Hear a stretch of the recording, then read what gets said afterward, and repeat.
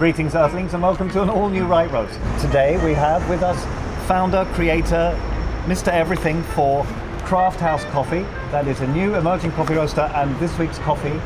So I'm going to let you tell us the history of Craft House. Yeah, sure. Well, I would say that I've been an at-home barista, brewer for years. I started getting to a point where I stopped caring so much about how to make the perfect coffee, but what makes the perfect coffee. There's just so much behind the scenes that happens.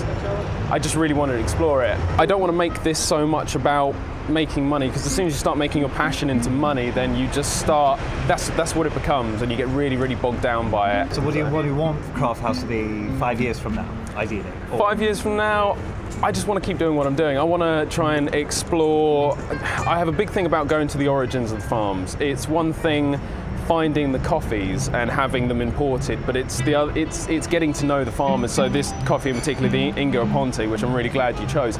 I'm in communication with them at the moment. Weirdly, they messaged me over Instagram, and they said, you get it all the time. It's really weird. You get it all the time over Instagram, Twitter, Facebook.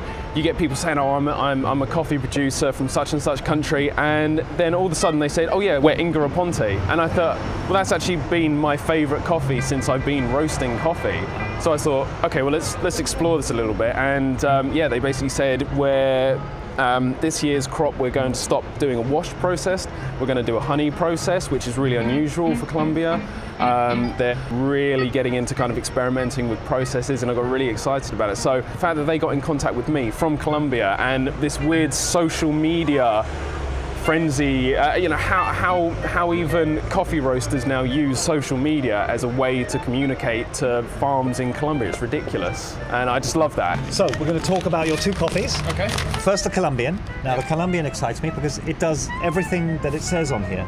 It's got that sweet orange acidity, which isn't too high, and the stone fruitness. I love that. Can you tell me about how you get all these amazing flavors in there? Well, it's mainly down to the farm. You know, they're such an incredible producer. I think just what they do, how they delicately process everything, it's completely down to them. It's kind of your responsibility as a roaster not to mess it up. Basically, you're just trying to accentuate what they've created. So yeah, it's amazing. I love it.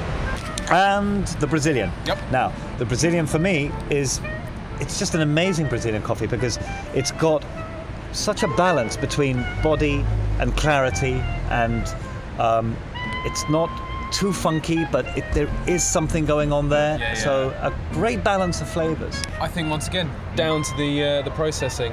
Pulp natural is really important for me.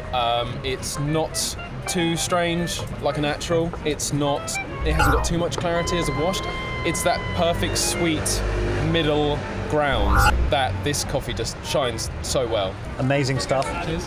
Brilliant coffees, and this is what I love doing on the Right Roast, is finding new emerging roasters and yeah, just trying to spread the word.